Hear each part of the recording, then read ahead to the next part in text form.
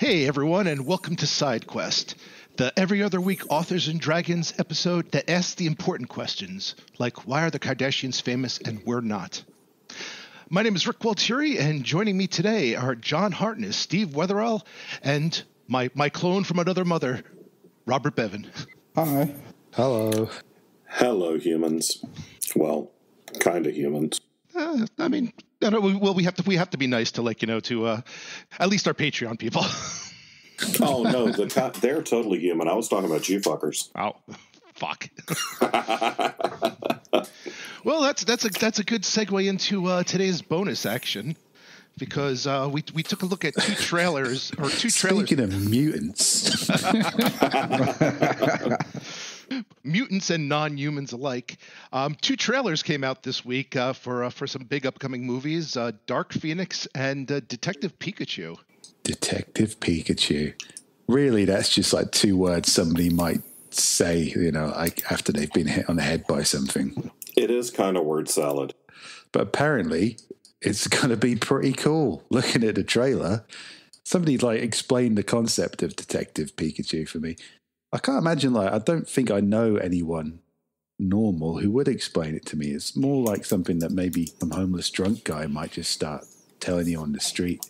So, Bob. It seems almost like a mockery, like something like they would release this kind of like a mockery to leading it to Deadpool. Yeah, just just put a gun to someone's head and say, give me a fucking movie pitch. And they're like, Pokemon, but he's a detective. He can talk. But only to one dude. Nobody, everybody else just hears Pika Pika. It's Columbo meets Mr. Ed. Oh my God, that probably is exactly how it was pitched, except with modern references. Oh, yeah. Columbo meets Mr. Ed, voiced by Ryan Reynolds. I mean, honestly, what more of a pitch would you really need? Yeah, but nowadays everybody's response would be who's Columbo or Columbo, because it's been a minute since there was a Columbo. Yeah, people be like Columbia, where I get my cocaine. And Peter Michael Falk is unfortunately dead. Otherwise, you could have just put him in a Pikachu costume. So I think Wilbur actually outlasted him, because I think Wilbur from Mr. Ed just recently died, didn't he? But a horse? No, Wilbur, the guy that could understand the horse. It's not an 80-year-old horse. I was going to say, that's a fucking immortal horse. All right, so the guy who talked to the horse is still alive, but Columbo's dead. Well, no, he was until recently, I believe. All right. We can't get him in the Pikachu movie either then. This is depressing. Well, okay, I guess Ryan Reynolds and CGI will have to do. Columbo in a Pikachu costume, or the guy who talked to the horse, not available. A part of me kind of hates this trailer, because up until now I have managed to ignore or despise everything in the world Pokemon related. And then I watched this trailer and I was like, what is this tingling inside of me? Oh God, it's desire to see this movie. I wanted to see it when I saw the first trailer. I thought it was hilarious. Yeah, I mean, as a joke. No. I'm fine with that. No, as a movie. I thought, okay, this won't be in the bottom 10 of the year. I've got a funny feeling it's going to be an absolute smash hit. It's going to reinvigorate an entire... If Pokemon ever needed reinvigorating, which it clearly doesn't, this might be the next step on the Pokemon world domination. Maybe even enough interest to bring back that brief shining 2 weeks where everybody played Pokemon Go. You would update the Pokemon Go, except with Ryan Reynolds' voiceover. I might actually play that. Yeah, this is going to be huge. Okay, Alan Young, the actor who played Wilbur on Mr. Ed, died not too recently. It was in May of 2016. He was 96. God damn. I think he still outlived Columbo, though. Yeah, I'm pretty sure Peter Falk's been dead longer. 2011, according to the internet. Well, everything on the internet is true. I like to imagine that he was kind of dying, surrounded by loved ones, and he slipped away. Then he came back for a second and went, there's just one more thing. I'm envisioning that they had this secret Hollywood feud where Peter Falk and Wilbur were just I'm going to outlive you, you bastard. Just a completely random rivalry there between a famous TV detective and a man who talked to a horse.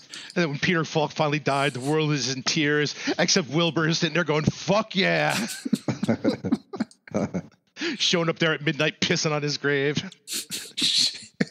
Just rubbing his diaper on his grave. Whatever's easiest at that point. All right, so we're all agreed that the Pokemon live-action movie is going to be the unexpected breakout hit, possibly of the decade. Sure, I'll stand by that. To get all philosophical for a second, if we're saying this before it releases, would it then not be the expected breakout hit? If somebody had told me last year that there's a live-action Pokemon movie where Pikachu is a detective voiced by Ryan Reynolds, I would have assumed that I was asleep and dreaming. You know, it was going to start raining clowns or some shit next. So, all right, we expect it now. But I guess this is just part of living in this really weird kind of world at the minute. Everything moves so fast. 1 minute, a detective Pikachu is a fucking stupid idea. The next minute, it's probably going to be brilliant. And I don't think this podcast is big enough yet to sway the general consensus of what is expected. Yet. I like how you said yet. That's good and optimistic. One day we will tell you what will be the new hit, and you will go out and make it happen. That won't be unexpected. Yeah. All right, that's fair. It will be mandated. It'll be unexpected unless you're super fucking cool and listen to this podcast. Yeah, but you know what's less super fucking cool, I found? The second trailer, Dark Phoenix. That made me sad. It really did. It made me sad. Because you're a fan of Dark Phoenix and yes. Didn't live up to? All right, because I'd never heard of Dark Phoenix before I watched this trailer. And I think I have to burn your nerd card now, Bob. Oh no, wait. I think I've been pretty clear on my disinterest with this sort of thing. There's certain events in the X-Men universe that I think even casuals could probably name off the top of their head. Except for Bob. Except for Bob. Is like, Dark Phoenix one of them? Yeah. Oh, shit. All right, yeah, except for me. I rest my case.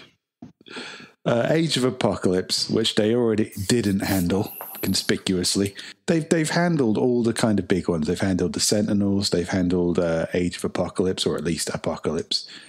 They've handled Days of Future Past, the other huge one. Yeah. And they've never really quite done it justice. So I have no... And they're never, ever going to handle House of M now. Yeah. Thank goodness at this point. I know, because they would just make House of M House of Mystique. It would be pretty much, I mean, rights-wise, it'd be pretty much impossible for them to do that at the moment. And it'd be a mess. I mean, that'd have to be like 3 years of Netflix seasons to even start handling that properly. Well, and that's the problem. That's the core problem with this trailer, and what I expect will be the core problem of this movie. You can't tell the Dark Phoenix story in 2 or 3 hours. No, there's been no build-up for it. I mean, it kind of only really just been introduced to this version of Jean Grey, and they've rebooted in soft and hard senses so many times that it's like, you can't rely on me knowing Jean Grey from the last movies before you rebooted, or from the comic books or from the cartoons. That's cheating. You've got to make that real kind of emotional connection during the actual films that this is a sequel to. Because why it's like Scott saying, oh, we can still rescue Jean Grey, she's our friend. Is she? I mean, you've known her 5 minutes. You know what's going to be a better Dark Phoenix saga than the Dark Phoenix saga? Season 1 of Umbrella Academy. Yeah, I've been watching Umbrella Academy. No, you're not incorrect. It's Dark Phoenix. That just hit me while I was thinking through this. And we've got Ellen Page in Umbrella Academy, and she was in that first set of X-Men movies. She was, yeah. Yeah, it saddens me that like 20 years ago, the X-Men cartoon got this storyline right. And they can't even mind that. Like literally, all I want is one scene. I want that scene from both, I think, the comics and the comic and the cartoon, where it's essentially a giant flaming bird over the horizon. That's all I want. You give me that, the rest of the movie could be song and dance. I don't give a shit.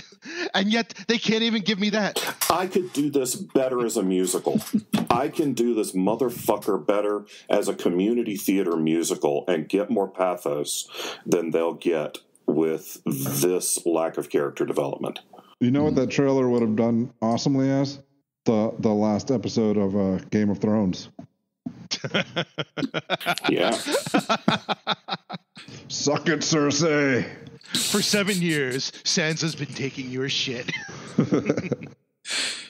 It makes more sense. Yeah, I mean, they've already fucked up Dark Phoenix. I mean, I'm still of the impression that they shouldn't have rebooted after X-Men 3. That's where we were back then. Oh, Spider-Man 1 and 2, everyone loves these. Oh, Spider-Man 3 didn't go quite according to plan. Right, let's scrap it. That'd be like if they scrapped the Marvel Cinematic Universe after 4-2. And it was the same with X-Men. It's like, we didn't quite land it on the third one then. Well, reboot. Except Hugh Jackman is still Wolverine for some reason. So it's all a mess, and there's no real emotional ties between any of the characters except that which we're providing for ourselves for knowing who the characters are. And that's cheating. That's me, basically. That's basically me writing your movie for you, you lazy Hollywood fucks. Well, and also it's the Hollywood conceit of basically them saying, "Oh, look, this actress who did this is now big. She will be the entire movie," despite the fact that she plays a character that, for the most part, I mean, is kind of sort of interesting in the comics, but there's a reason why there's like not a full series about her. Yeah, and that's not how the X-Men are supposed to work. No, they're not. Yeah. They're an ensemble. That was part of the third film in the original trilogy's problem, is they were trying to make it all about Wolverine, when really it was kind of all that space there to make it to build up the other characters. But Hugh Jackman was the big name. He was in all the magazines. Yeah. Well, it just tells you that the folks at Fox and Sony, this is all marketing decisions. Nobody there gives a shit about the comics or the fans and stuff. This is unlike the Marvel Cinematic Universe where it feels like there's almost a loving hand involved while also raking in enough money to to take over most of South America. Yeah, and you know what? Unless we have anything more we'd like to say about how indifferent we are to the Dark Phoenix movie. This actually... I wish I was indifferent. Indifferent or outraged? Hurts. I'm totally indifferent. I think you're past indifferent, man. You're kind of some indifferent singularity when it comes to superhero movies. Spider who? I know Spider-Man. I wouldn't care so much if the first one hadn't been so well written and so well developed and obviously had a plan from the jump and took its time and got there. But this is just like, oh, look, Mystique's an X-Man and we're going to blow up the world. Yay. It definitely does smack of, hey, here's that thing you like. And here's that storyline that's successful. And we're just going to cram it all in there with, no regard to kind of logic or pacing. We're going to rely on the charisma of some very fine actors. And, you liked Quicksilver, didn't you? So we'll put another cool Quicksilver scene in there. And it just, I really doubt this is going to be a cohesive, worthwhile story. I think it'll just be kind of a typical Sony broken jigsaw of elements that could work if they were more concerned about the script than they were about the shine. I think this one is Fox. Oh, sorry. I just, whenever I insert betrayal by a movie studio, it just comes out of my mouth as Sony. Yes. But here's the thing. Even if this movie did wonderfully, it's probably going to be the last one in this universe because Disney is buying Fox.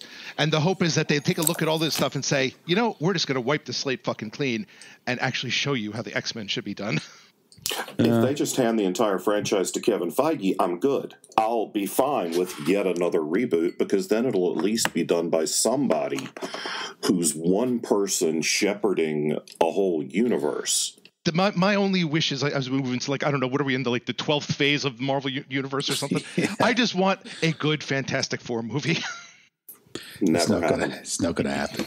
Some things translate, some things don't. And I don't think Fantastic Four. I think it'd probably translate into a series quite well, but a wrapped up movie, I don't think so. Their villains are too big, and their powers don't CG well.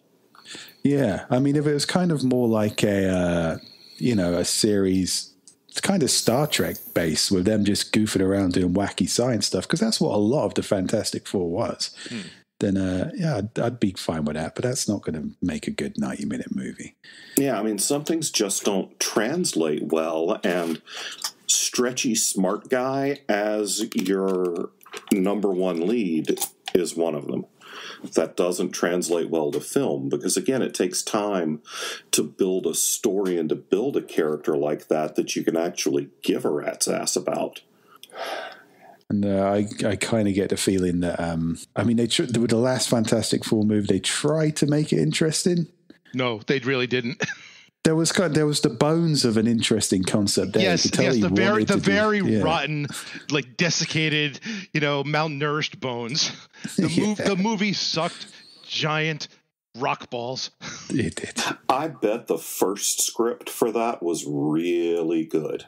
That's what I mean. It's kind of... It had all of the earmarks of something that had so much shit piled onto it and stuck onto the sides of it that you just couldn't.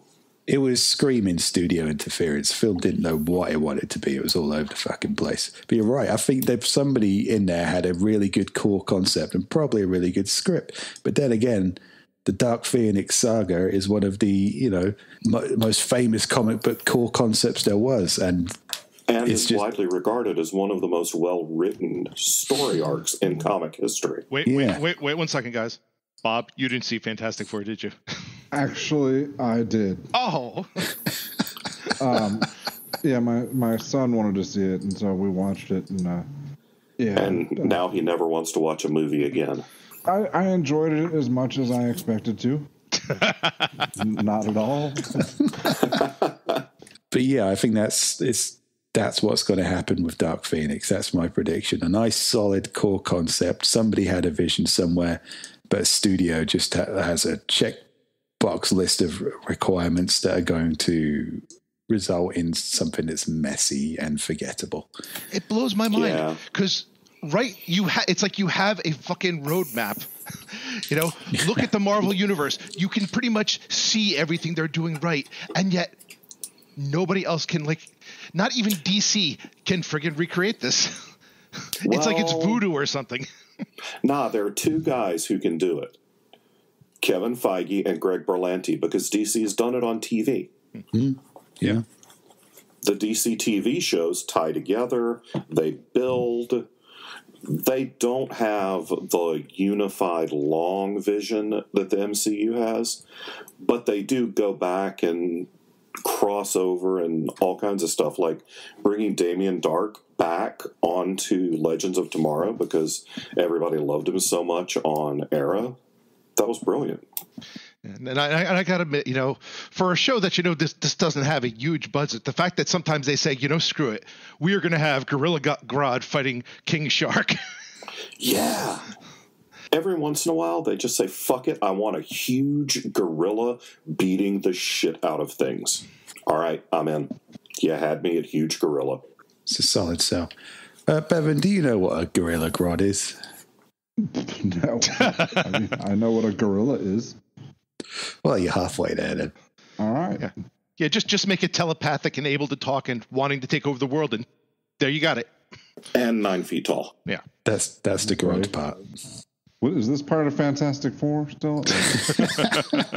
No, you did not have that much Kirkland light while watching Fan Four Stick. The Fantastic Four in the comic books did fight some hyper-intelligent communist apes. Yes. So Red Ghost super apes. I mean, monkey bad guys were a big thing for a while in the comics there, weren't they? I think that's off the back of Planet of the Apes. Yeah, probably. We've derailed quite spectacular into ape country here. We were talking about yeah, we were talking about how we are surprised that Detective Pikachu is probably going to be a breakout hit, and completely unsurprised that Dark Phoenix probably isn't.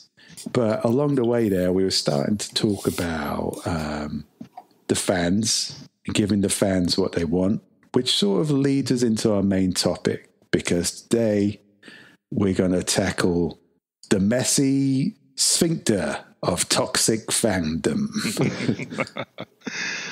That was not what I signed on for.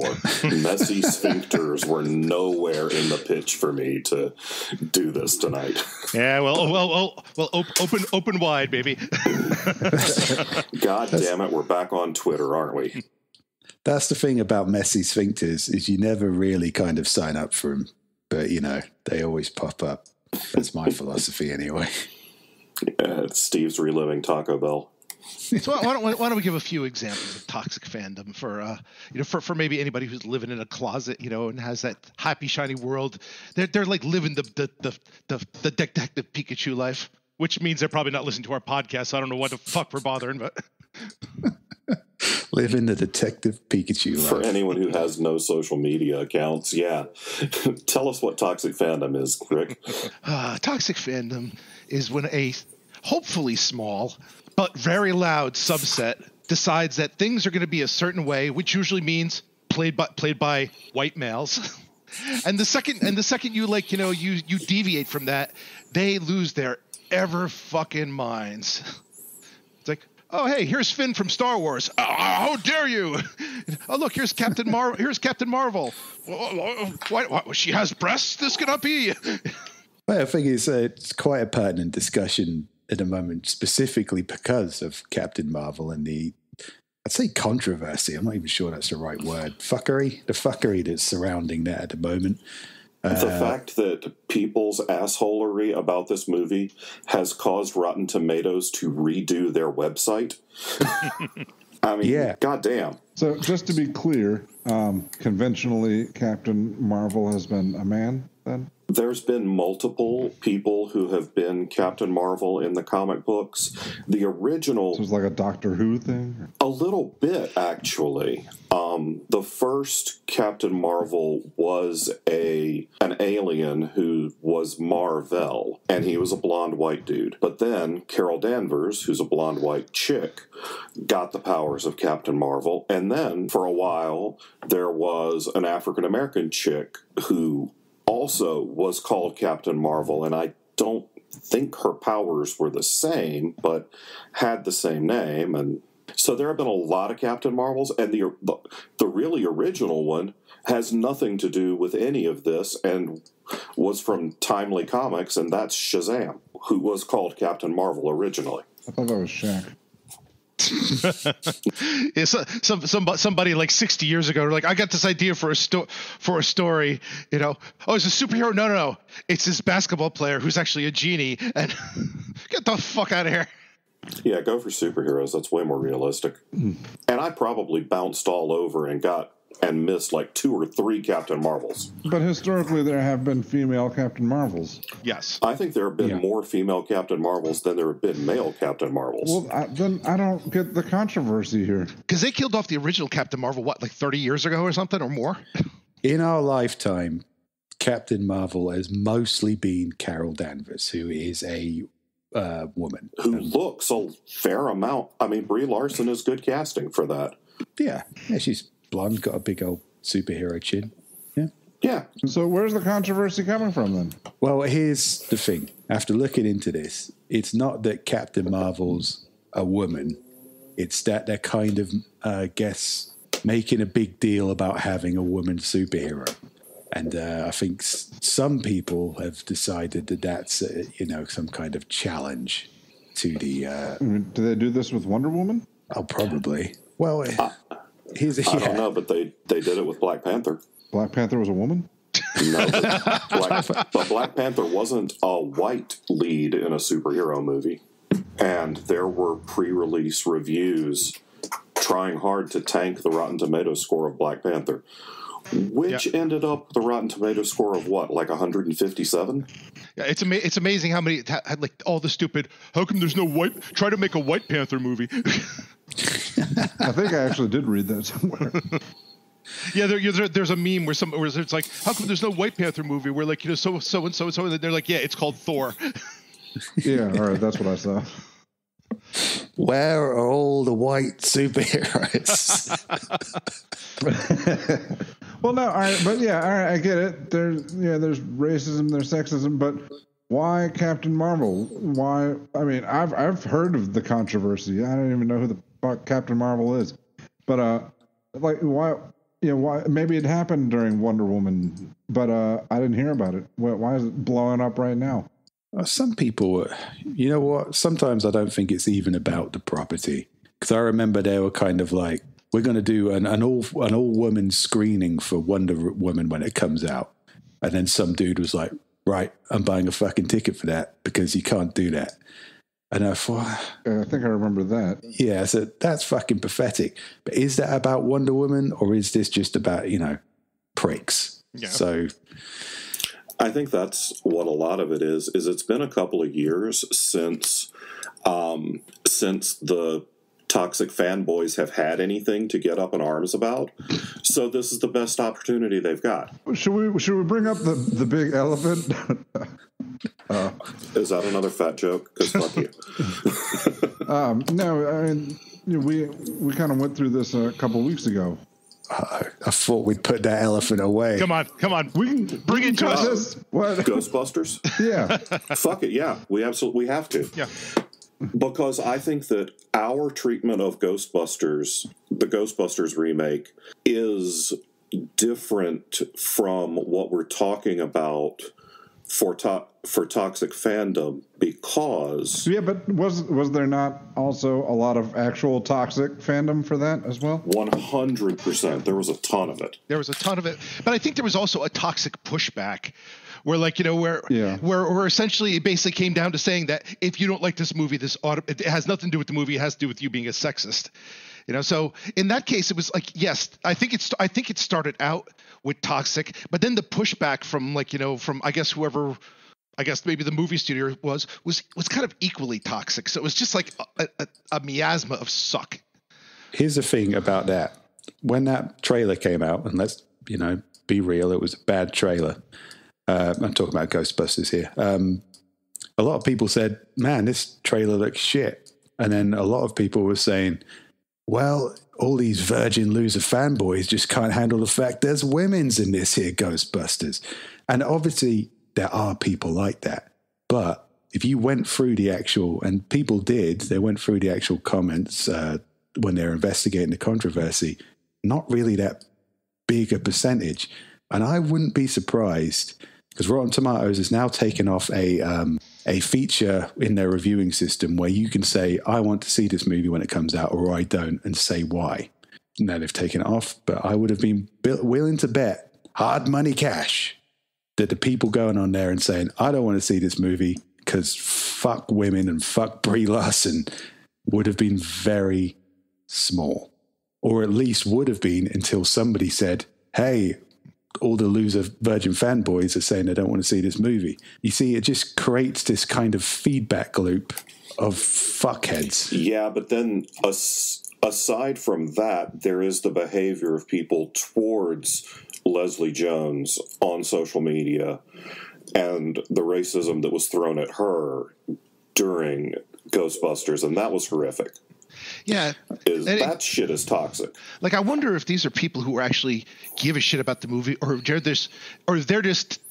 They're assholes. No, they're not people who give a shit about the movie. Looking to just, stir shit up.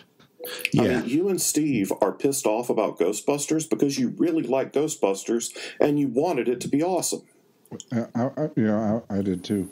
Yeah, I mean, one of the big instigators of that, the racial abuse of Leslie Jones was fucking Mino Yulopopop. What's his name? Yulopodis. It's like a professional prick.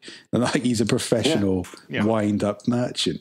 He's enough of a professional asshole to have been fired by places that hire professional assholes. Do I think he was a concerned Ghostbusters fan? Do I fuck? I think he's just an instigator prick who makes his money out of winding people up and being a horrible human being. Yeah, I mean, we all hated the Justice League movie, but not because of anything other than it was a terrible movie. Yeah, I mean, I'm more than happy to admit that of the DC movies, Wonder Woman is easily by far the best of those. The only watchable one, Definitely.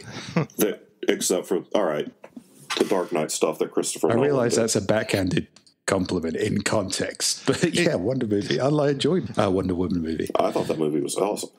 I liked her as Wonder Woman. I had problems with the script. Yeah, but it's always going to be a bit of a challenge. There have been getting very few superhero movie scripts that are better than a C-level script anyway. Yeah, it's like the first Captain America movie. That was a bit clunky trying to get Captain America into an established world. So I anticipate the same kind of problems for Wonder Woman. I thought I handled it for an origin story, which are always a bit slippy. I thought I handled it pretty well. First Captain America is still one of my favorite Marvel movies.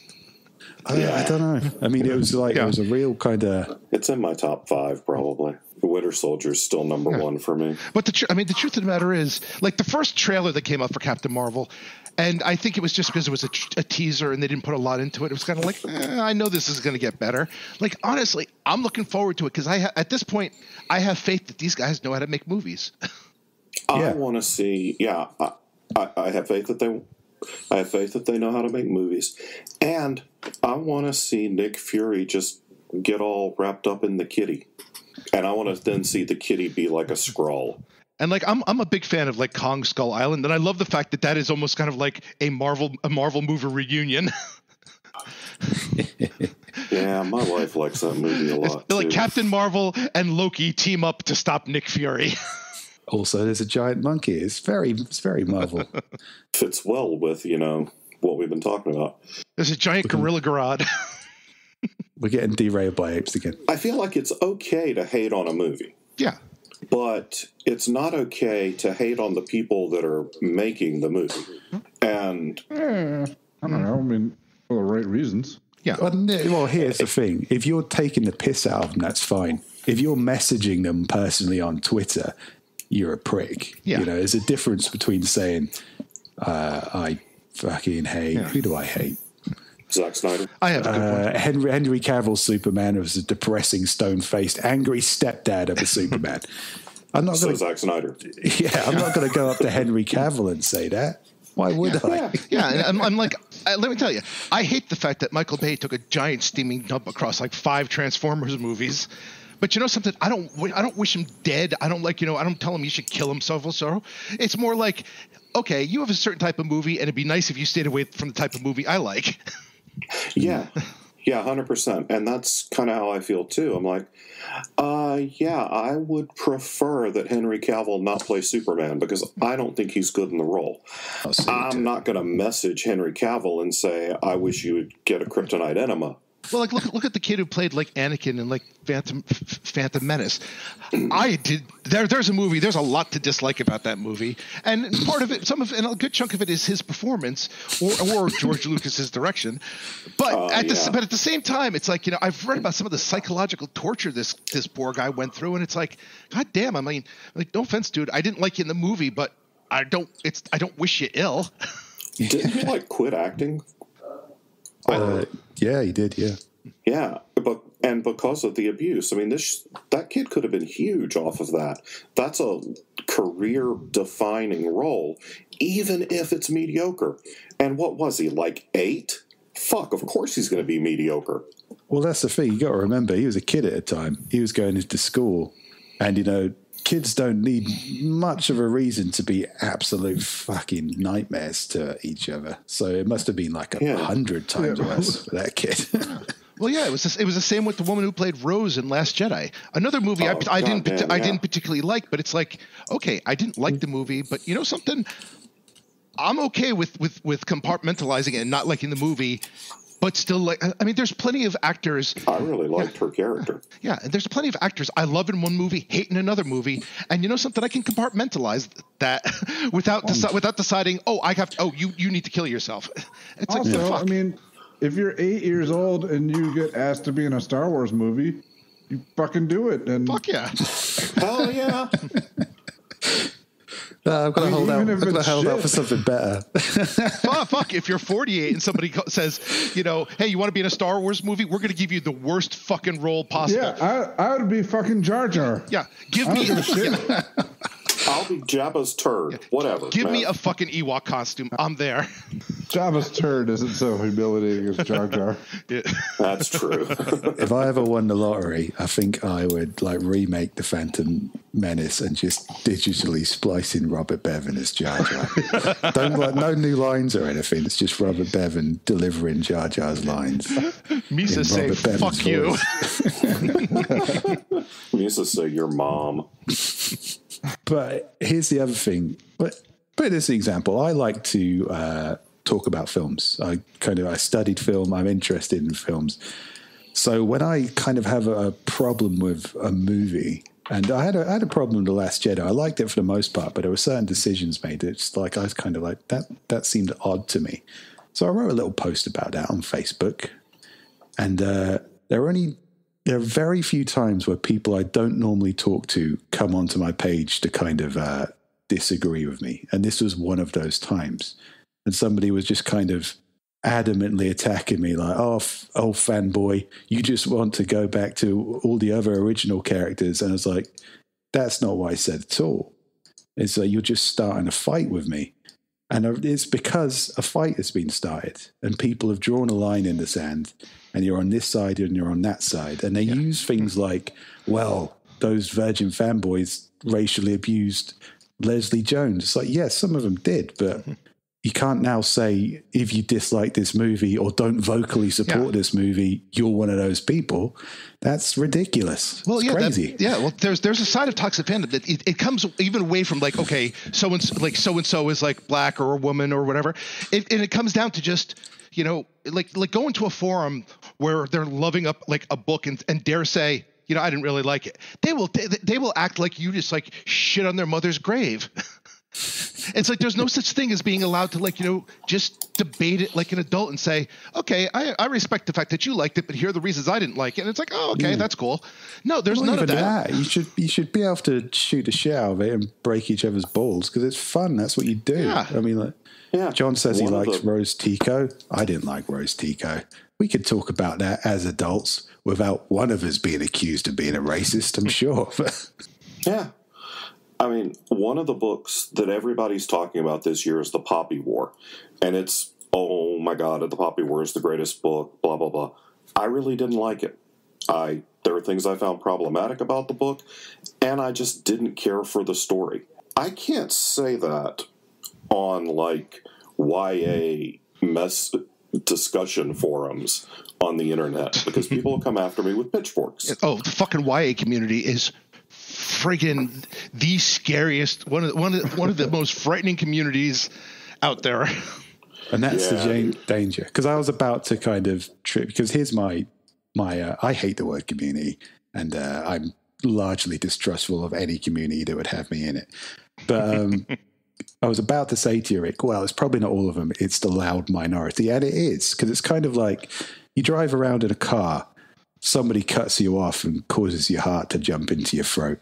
You're like, that guy's a motherfucker. It can ruin your whole day. You know, that happens to you twice in one day. You're like, why can't anybody drive? What the fuck is wrong with people? Yeah. But in reality, you interact with drivers all the time. You don't even notice. It's like more people probably like wave you across a junction than cut you off.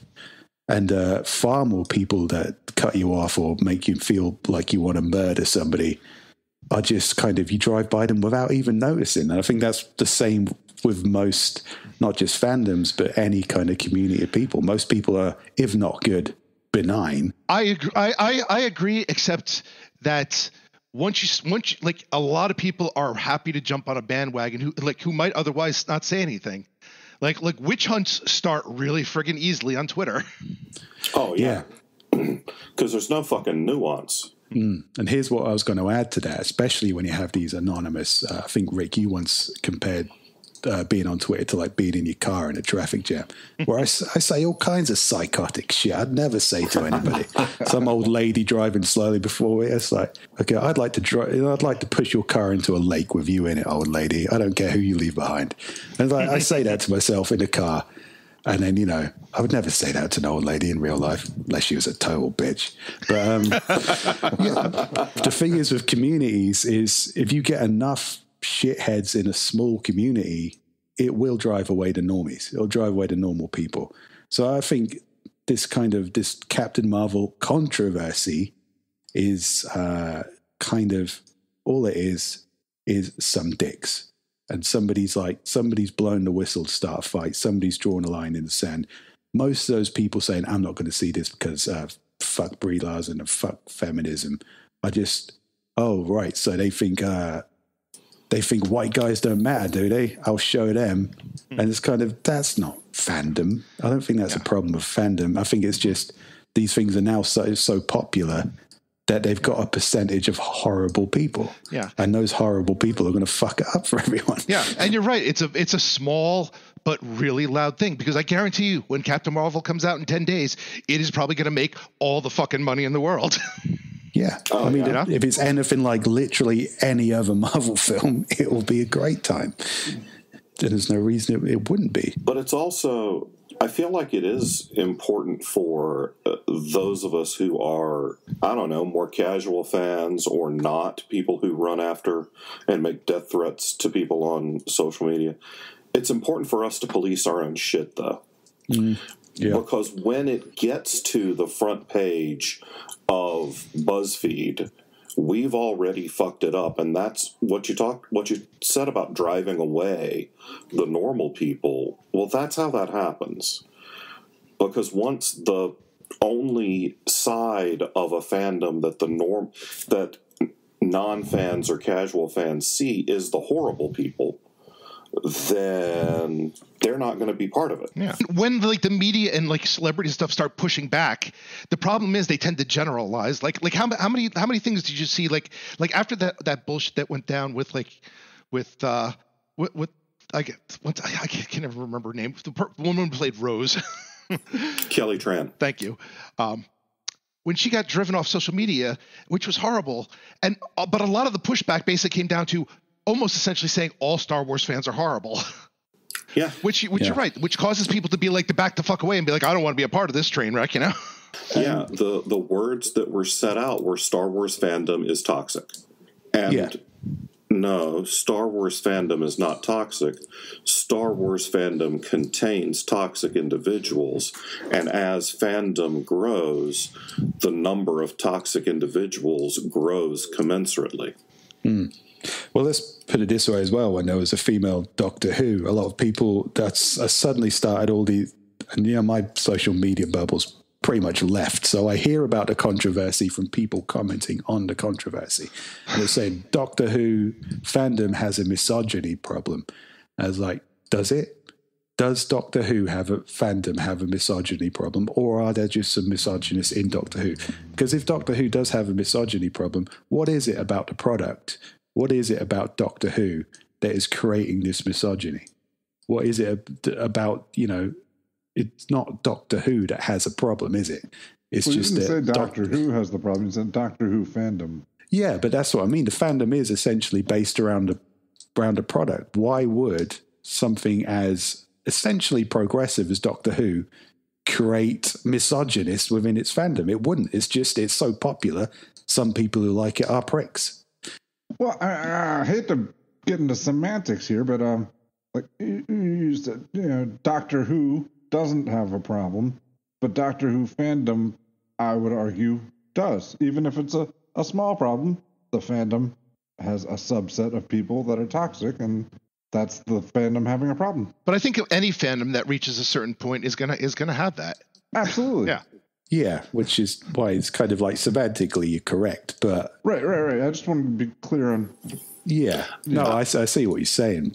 There's a case to be made that having, 60 years of a product, of a creative product where your lead is a man and the biggest female roles have been sidekicks, has perpetuated a standard of a patriarchal setup, which then led to having people who naturally have an issue when the patriarchy is flipped. Well, I guess a lot of it also depends on how it feels. Like, does it feel like a natural progression? Like I remember, like, there's been a couple like flip flops with heroes and stuff that they've done that really just felt like, okay, they're just playing lip service to what's big right now. You know? Yeah, I completely agree. Yeah, couldn't you then apply that to pretty much anything that has a male in the starring role?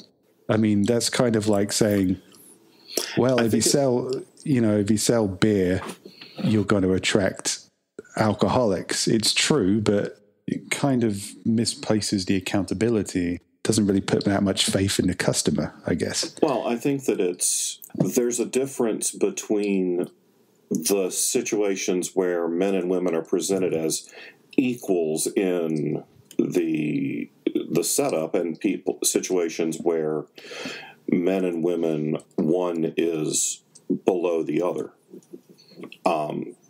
And I'm not a Doctor Who fan, so I'm looking at this from the outside and thinking, well, why would people get pissed off about the Doctor being a woman? Hey, well, John, fuck you. I'm taking away your nerd card. That's fine. You can borrow it whenever a superhero movie comes out. I don't know. I mean, I also think that it's kind of, if you take that logic, like, oh, why would you be bothered about Doctor Who being a woman just because he's always traditionally been a man? And then they get people to say, oh, we're going to make Indiana Jones should be a woman, and James Bond should be a woman. And I think, why? And then, but I don't want to say anything because they're going to say, what, you got a problem with women? So, no, I like Tomb Raider. That was kind of like female Indiana Jones. There's been like plenty of female James Bond types that I've watched. I just would rather James Bond continue to be what I expect James Bond to be. And that's not necessarily, bad or misogynistic. It's just kind of, that's the character I like. Yeah. I like Indiana Jones. I don't even want Indiana Jones to be anyone who isn't Harrison Ford. Why would I want to suddenly be a woman? Well, yeah, that's the thing, though. That's a big difference between James Bond and Indiana Jones. I mean, Indiana Jones is a single person played by a single actor. James Bond has been, all kinds of people. And I mean, outside of having the name James, maybe, then I don't know if I'd have a problem with that. Better than fucking what's his name, Roger Moore. Yeah, I don't. The only thing I would say is thing I would say is when making the change fundamentally changes the character. Part of the whole James Bond allure is that James Bond, he's a total man whore there. What about George Lazenby was kind of a woman, right? Or was that wrong? Sorry. What is going on here? I'm sure I've watched a George Lazenby James Bond movie. I don't remember this. I haven't. I watched a really good documentary about George Lazenby, but I've never watched any of his Bond movies. I think there was just the one, right? Yeah, there's a reason it's just the one. But in a case like that, like I know for a while there, they were talking about Idris Elba being James Bond. And I was like, you know something? You could make a James Bond. He has that swagger. He could pull off James Bond. And he's smooth. Yeah. Yeah. Whereas I hate to say, I think it's one of those cases where, gender swapping James Bond would change it fundamentally. So it's really not James Bond. Whereas in other cases, for example, changing the Doctor, since the Doctor is supposed to be essentially this being who is completely reborn whenever they regenerate, it's not. You don't fundamentally change the Doctor. That makes sense. Frankie Boyle made a joke about having a black James Bond, and he said it would be the first James Bond who gets into an Aston Martin, starts driving the road, and is immediately pulled over by the cops. And obviously that's a joke about institutional racism, but you're kind of assuming that the experiences of a black man in Britain are the same as the experiences of a white man in Britain. I don't think I don't think they probably are. So I don't know, even that might be a fundamental change to, I guess, I mean, James Bond is, he is ultimately the de facto white male privilege. Oh, yeah, he's white privilege in a tux. Yeah, I mean, you could say that needs to change. I guess that's fine, but it wouldn't be James Bond then. It'd be some other character. I agree with what Rick was saying, though. Changing the gender of the Doctor is like changing the gender of Captain Marvel. Captain Marvel's been both male and female throughout the history of the character. Because it's a title, you assume the mantle of Captain Marvel. You're regenerated as the Doctor. But what I'm trying to point out with, the pedanticism of having a black James Bond is you can have these discussions and it doesn't have to be about misogyny and it doesn't have to be about racism. You could just say, this is what I expect from the character. And I think casting based on, progressive ideals might fundamentally change that character. No, you're right. I mean, I watched Solo recently, and I'm like watching it going, this is not a horrible movie, but this doesn't strike me as a Han Solo movie. No, it really didn't feel like a Han Solo movie. And I mean, I don't think it had any. I mean, a part of me was thinking, okay, is it because of Harrison Ford? And I was like, no, I don't think it is. I think it's more because we're watching a movie about somebody who wouldn't shoot first. Definitely wouldn't shoot first. You got a point. It was kind of, I've got the argument said, people saying, well, he's not Han Solo yet, but I kind of, so then why am I watching a Han Solo movie? Yeah, it's like that one was like they tried to cram every seminal moment that made Han Solo into 2 hours. Yeah, and at the end of it, you still wound up with somebody who didn't feel like Han Solo. Again, that was another case of taking all these pieces of a fandom that people have a lot of investment in and just not doing right by those pieces. And I think, and a lot of people say, well, it's only a movie, it doesn't matter.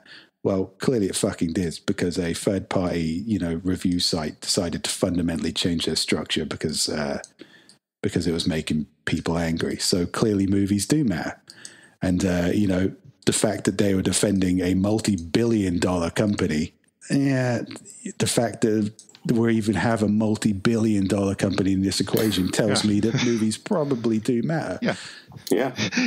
Disney, of all the companies in the world who need defending, Disney isn't one of them. Yeah, I think the Marvel franchises will be just fine. I'm not saying they're winning arguments. I've got a bit. Idris Elba would make a fantastic Bond, most definitely.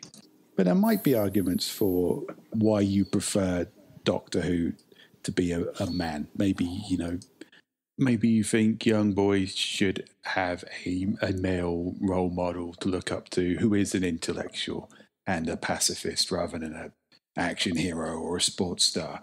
Maybe you just like that father figure aspect of him and you can't see it working as a woman until it happens, and then it'll be fine, because that's generally what happens when you think people go, oh, I can't imagine anyone else playing this character. Then somebody does, and it's fine. That's what happened with Daniel Craig. I thought, you get a ginger to be James Bond? What the fuck? Yeah, I remember that. Yeah, I thought he rocked the shit. Yeah. I mean, it's the first kind of James Bond where he each actor who plays James Bond brings something new to it. And Daniel Craig brought it to it. It's like the first James Bond I would probably legitimately frightened of. And that was he's the first badass James Bond. Yeah. I mean, he's a kind of psychopath that looks like he might throw you out of a nightclub and then kick you for a while when you're on the floor. Whereas like Timothy Dalton, he was kind of a psychopath, but, just kind of psychopath where you might wake up from a deep sleep and then Timothy Dalton standing over you and watching you while you sleep. That's why he scared me. Yeah, I mean, and that's fine. I think it's okay. I think it's completely healthy to go, oh, I don't think this Daniel Craig will be as good as Bond as George Lazenby, if I wanted to pick the weakest argument. It's part of what fandom is. You ain't going to talk about it. It's like soccer, football. I don't get it. I don't understand it at all. But grown men will sit there and talk for fucking hours about which colour shirt, kick the ball to which other colour shirt. And that's a big part of it. It's its own language and bonding. And I think that's an attraction of it. And it's an attraction of fandom. And I think people need things like that. Oh, it goes even beyond that. Jesus fucking Christ! I dealt with some guy who was like a hooligan for a while. They're online, and holy shit! It was like I felt going, dude, maybe step back and and think of your life choices when you decide that your whole like thing comes down to kicking the shit out of somebody who's a fan of a different team. Oh yeah, well that's a great analogy for toxic fandom, because how many soccer fans are there in the world? It's got to be in the billion, right? Yeah, probably. How many of them are, violent thugs who use it as a vehicle to take out their fucking man issues on each other? What's the population of England? Well, you see, you make the joke, but the vast majority of guys talk about football. They'll start talking to me about it like I'm supposed to know what the fuck they're talking about. And, the vast majority of guys aren't violent thugs. They're just, fine. I remember going to ECW shows in Central Philly when ECW, yeah, and I'm bringing that up again, John. And something? It was a scary looking crowd, and it was a scary place to have the arena. But the reality is that was all in my mind. Yeah, I never came out of that place with even like a hair touched on me. And this was back when you had hair. Yeah, exactly. Yeah, because the people there were there to enjoy the fucking show. Yeah, I mean it's the same again with soccer. England probably does have one of the higher proportional levels of soccer-related violence compared to most European countries. But even then, I can walk into most pubs and see most people watching most games in most different teams and not see a speck of violence. And it's the traffic analogy again. One fucker cutting you off could ruin your whole day. Put it this way, did you guys hear of the Mobo incident recently, the horrible suicide meme thing? No. What's Mobo? Let me just double check Mobo. In fact, Google it. It's quite a horrible, scary picture. But basically, it's this WhatsApp thing where people are saying, and it probably was happening, that this character would come up and he'd befriend your kids. It's Momo, and it's the Momo challenge. And it would convince your children to commit suicide. So it's like freaking every parent's worst nightmare. Some weird, horrible monster comes in while you're not looking. So somebody posted something like that in my group earlier. And I looked at it. I was like, this looks stupid. I just scrolled past it. Yeah, I got a text message from my kid's school warning about me. Looked on the news today. It's a fucking hoax. Oh yeah. There's been no connection of suicides or any harm resulting from this internet thing. Oh Jesus! You pretty much are like talking about just a day in the life of the internet. Like, yeah. I mean. Oh, wait a second. Slow down. Are there? All right. There have been no instances of it being successful, but is this still a thing? Are people like posting shit to kids, telling them to go kill themselves? Or? Oh, definitely. I mean, yeah. Right. I mean, this is the internet. Well, that's worth warning about. Yeah, but it's the internet. That's kind of I can go onto Twitter and somebody will tell me to kill myself. Yeah. Well, yeah. Tell my fucking kids. I mean, but this is like getting one of those things. Like there was a while back, there was something called I don't know, huffing or something, where kids were sticking like air compressors up their asses or so, and it was complete bullshit. But it came with a horrific story of some kid doing that and blowing his head off, and it was like, are your children in danger? And it was all bullshit. It's like, would doing that kill you? Yes. Is it actually killing anybody? No, you're just spreading bullshit without checking it. Or the knockout game. I mean, like people sucker punching people at random. I should imagine that does happen sometimes, and it's very serious for those involved. But the whole media scare about it, that this knockout game, and it's just what kids were doing, and it could happen at any minute. It's like it was far outweighed the actual reality of what was happening. So when John said earlier, by the time toxic fandom gets to BuzzFeed, it's already too late. He's right in a way, but he shouldn't be right, because we as rational thinking human beings should be able to look at something and investigate it a bit and go, all right, how blown out of proportion is this? Because I know it's blown out of proportion because shit don't make the front page without it being blown out of proportion. And, you know, the problem is people don't want – first of all, people don't want to check facts. And first of all, people don't want to hear they're wrong. I got kicked off of – and believe me, I'm happy this happened. But my wife's family had a mailing list. And two of her cousins were just shit posters, just posting every stupid, please pray and this will happen, or please do this and this will happen. Oh no, everything they posted was bullshit. And I would come back and I would always post and be like, and I wasn't rude about it. I would just post the Snopes link along the lines of please check your facts. And because God forbid, I actually said, you two are too fucking stupid to like, you know, to ever be right. I got kicked off the list.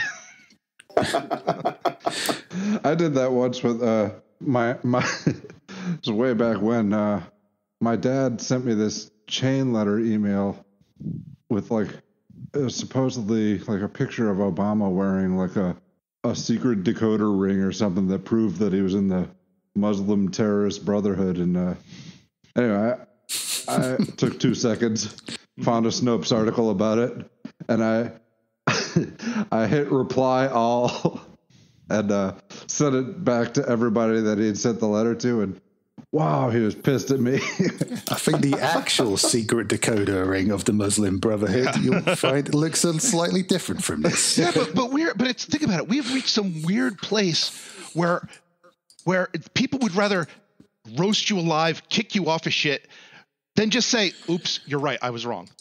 Yeah. I mean, what the fuck? And here's the thing about fandom.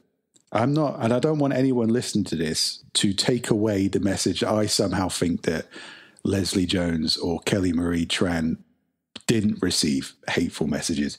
I am 100% certain they did. But it's like what I said about the Doctor Who fandom has a misogyny problem. When you phrase it like that, it becomes a defining characteristic of the fandom. And I don't think misogynist is a defining characteristic of the Doctor Who fandom. So there's the reality of it, which is some Doctor Who fans are sexist or just, you know, stuck in their ways or just enjoy being controversial. And then there's the BuzzFeed front page. When you put the word defining in there, I think that fixes your semantics problem. Yeah, but that's the thing. The way it's put out there, if you say Doctor Who fandom has a misogyny problem, Star Wars fandom is full of sexist garbage people, you're defining that fandom, and you've got to think about it. You know, is that the defining factor of the fandom? No, see, but I think has a problem, legit. Yeah. Has a defining problem. I think that's a small but important difference. Yeah, but this is you and I talking. We can understand each other. If you're going to blast a headline, yeah. know. All right. This is not us sharing like bullshit articles with our family on Facebook and shit. But John's right. By the time it gets to BuzzFeed, it is too late because somebody has made it into the story, and you know. We know how stories work. Yeah, and I think we've all fallen for it a couple times. I mean, I know I have, where I've seen something and I've been like, how dare they? And I've posted it, and it turned out it was like one or two people bitching about something. Yeah. And I help perpetuate the fact that making it a big deal. So it's really hard to to not fall in that mindset. Yeah, it is. Yeah. I think when we talk about toxic fandom, I think there are people who are invested in that narrative that the world is full of hateful people that, and if you get involved with this group, watch out for these people because, that's all Rick and Morty fans are Szechuan sauce obsessed weirdos. And well, yeah, I mean, that's true.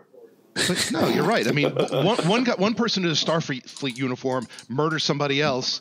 It will completely ignore the fact that you can go to any Star Trek convention on the fucking planet and there's nothing going to happen to you.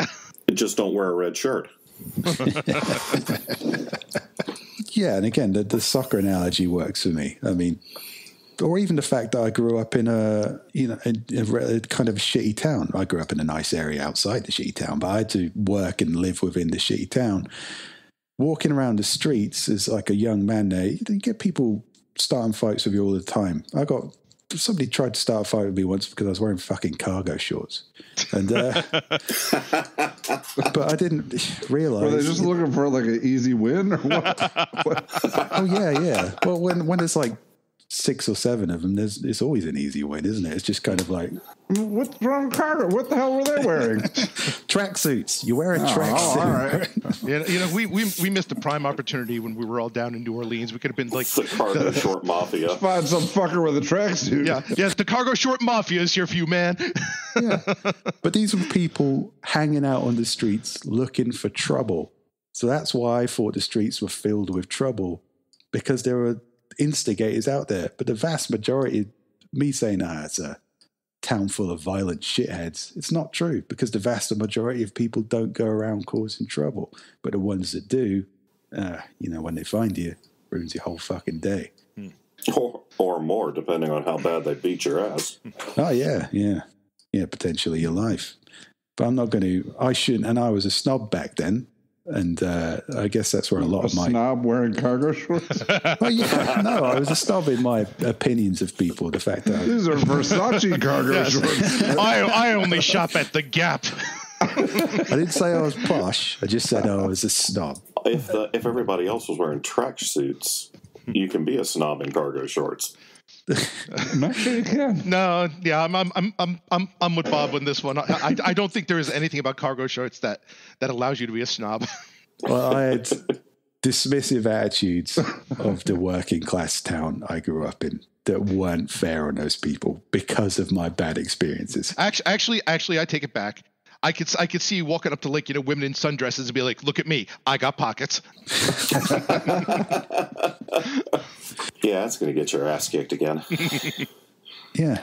And I think if you're in a kind of scene that has enough of those people, maybe you're going to get this kind of environment where normal people will not want to be around it, and you'll have more ourselves than not. But then again, is that attitude intrinsic to or indicative of the shared interest, or the scenes surrounding the shared interest? I guess when you get these terrible elements in fandom, well, is that because they're toxic fans, or is it because they're cunts?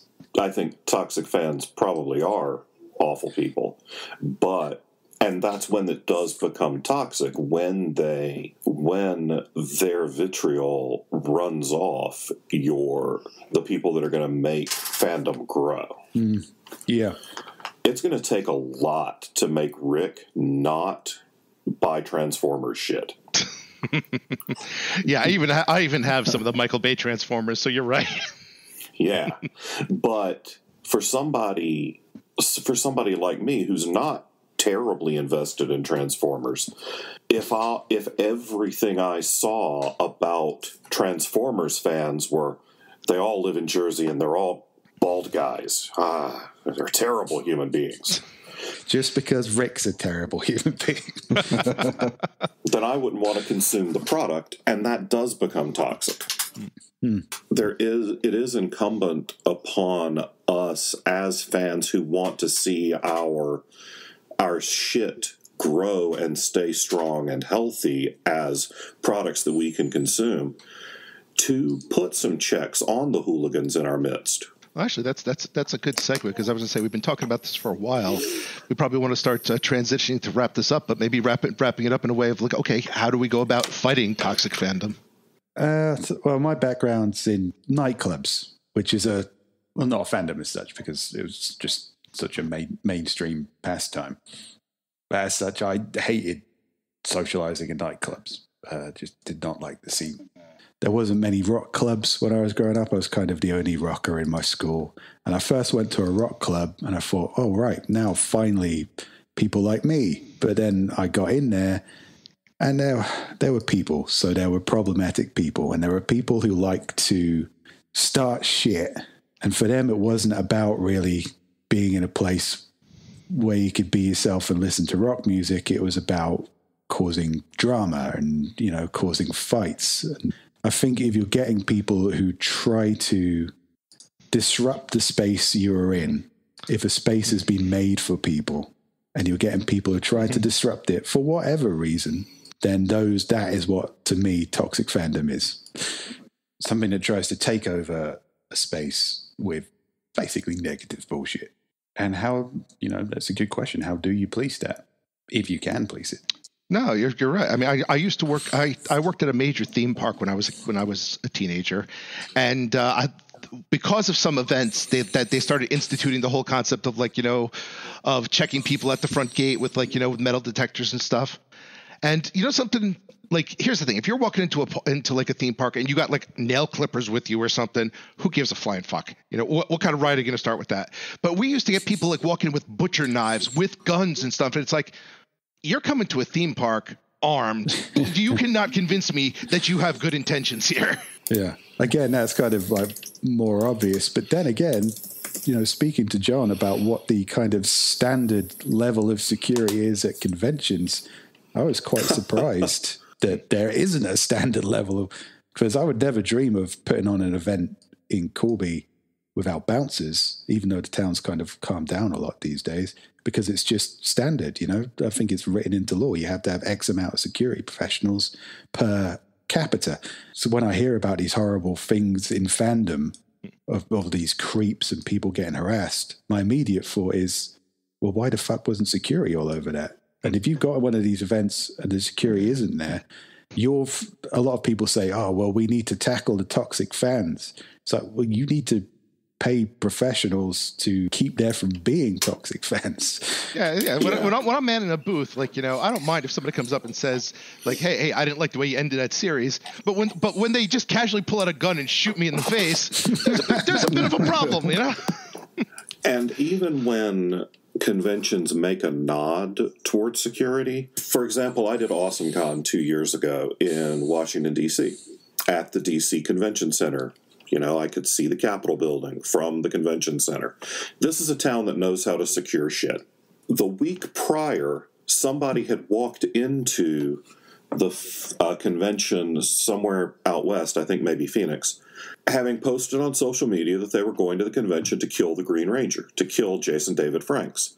And they were arrested in the convention center with 2 loaded guns. Jesus. A loaded semi-automatic rifle and a loaded semi-automatic pistol that they walked right through security with. At AwesomeCon, then they stepped up security because obviously the horse is out, so let's close the barn door. Except I walked right through those security checkpoints every day, and yes, they did check my bag by opening the top of my bag, looking down inside my bag and saying, okay, have a nice day. I could have walked in there with enough C4 to level the fucking city every day. And nobody... Well, you only need to do that once, really. God damn it, John Hartness got us again. I'm going to be thorough. But yeah, I mean, that's the more extreme end of it. But kind of even in the case of people being creeps or people giving aggro, a good security team doesn't wait until there's blood everywhere before dragging out the losers. A good security team will be on top of escalating situations, and they'll be able to tell whether somebody's just having a bad day and has gotten into an argument about Silver fucking Surfer for some reason, and who's like a persistent, dedicated troublemaker. And most conventions do have a small security team, but with the number of rooms that programming is taking place in, that's the thing about a nightclub is it's, aside from the people doing coke in the bathroom, everything pretty much takes place in one big room. So if you position your bouncers at, I mean, I've seen Roadhouse a lot, man. I know how to work bouncers in a nightclub.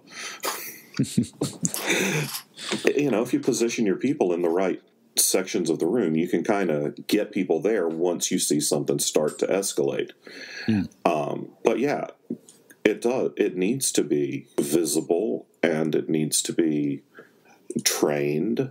Even if it's just a visual reminder that, you're in a public, formal place and, actions have consequences. Yeah. I don't want to be in a situation where you can't argue with people about movies. I think that's ridiculous. That's kind of, it's part of the fun of fandom. Yeah. That is kind of, this was bonding shit way back when it wasn't cool to be a fan of these things. This is how you kind of explored each other. This is how fandom was created. You can't just suddenly say, I don't like your opinions on The Last Jedi. Are you part of this horrible secret cabal of racist, basement dwelling, sexist?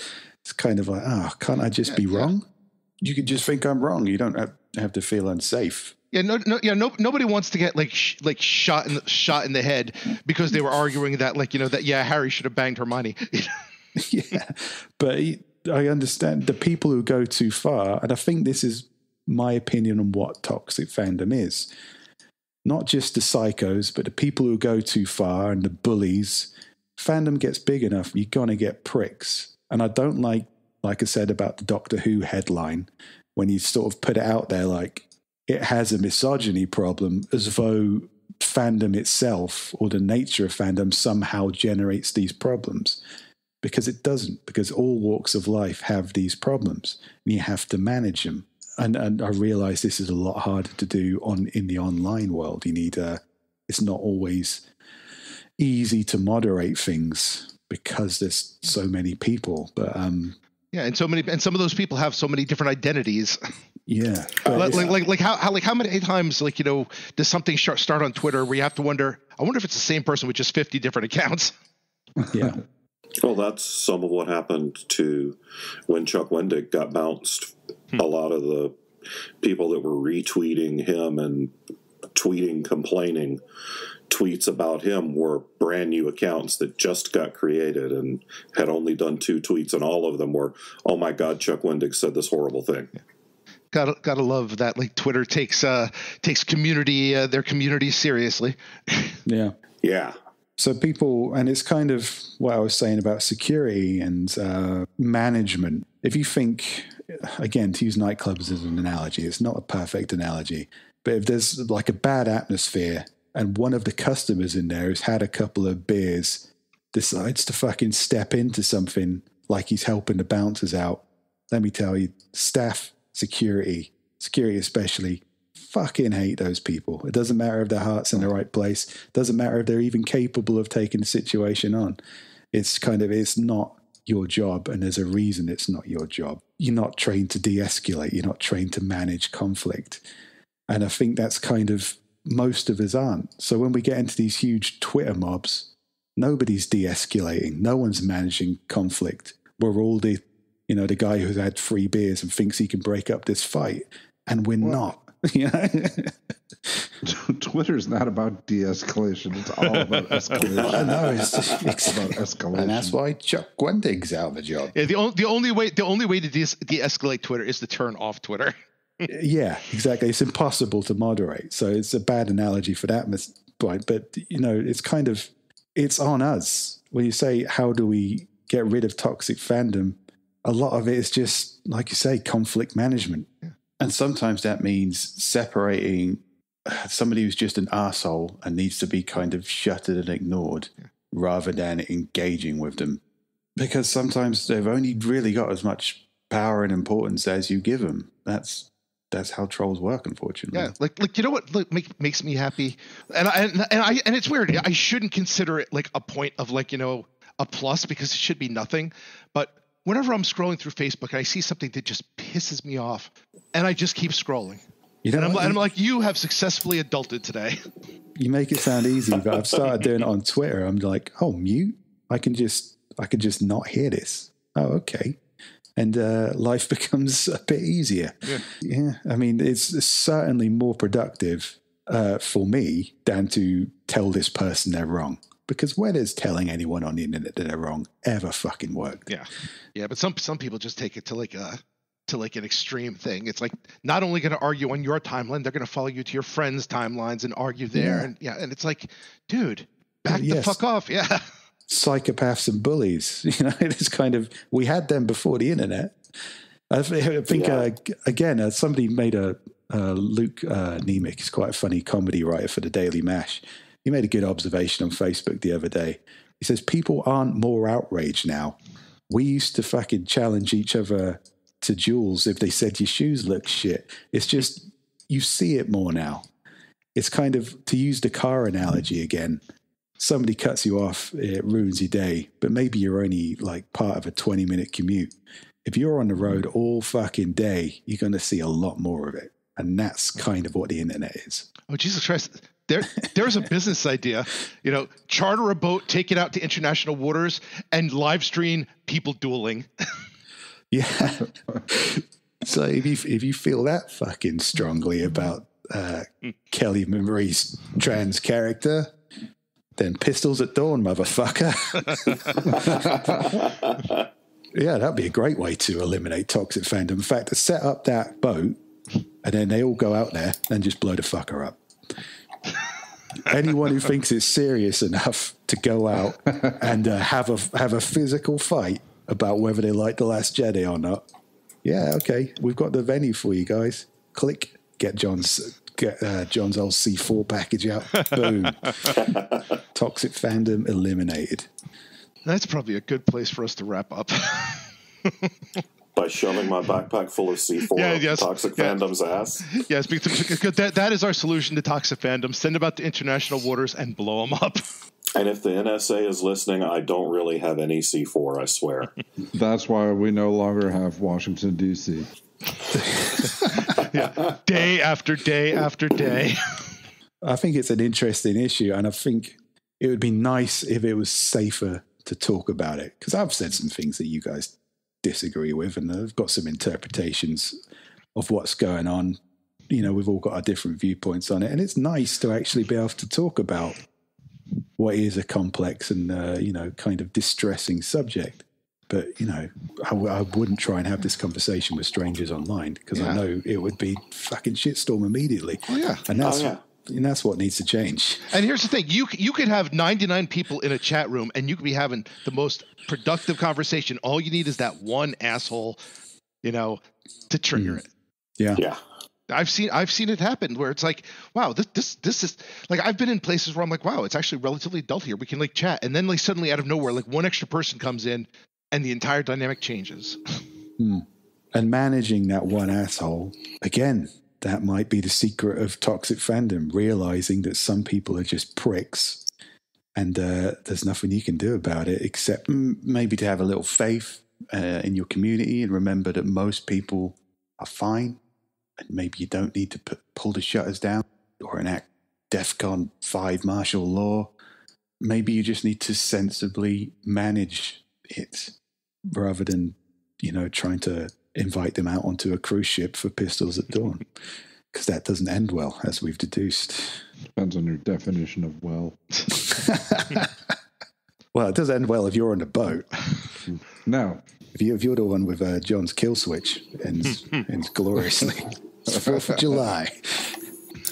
So yeah, I don't know. I don't think I've provided any solutions for the listeners, despite the C4 boat solution.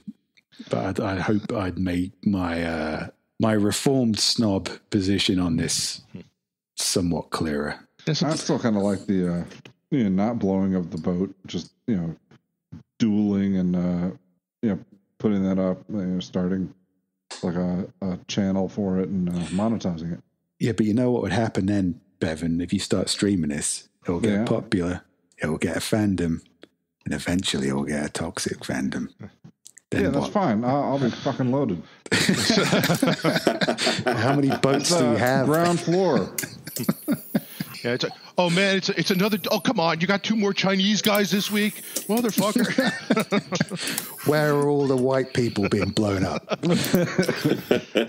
think on that note, that's a good place to sign this one out. Yep. All right. Thanks, everyone. Bye. Bye. Oh, that was fun.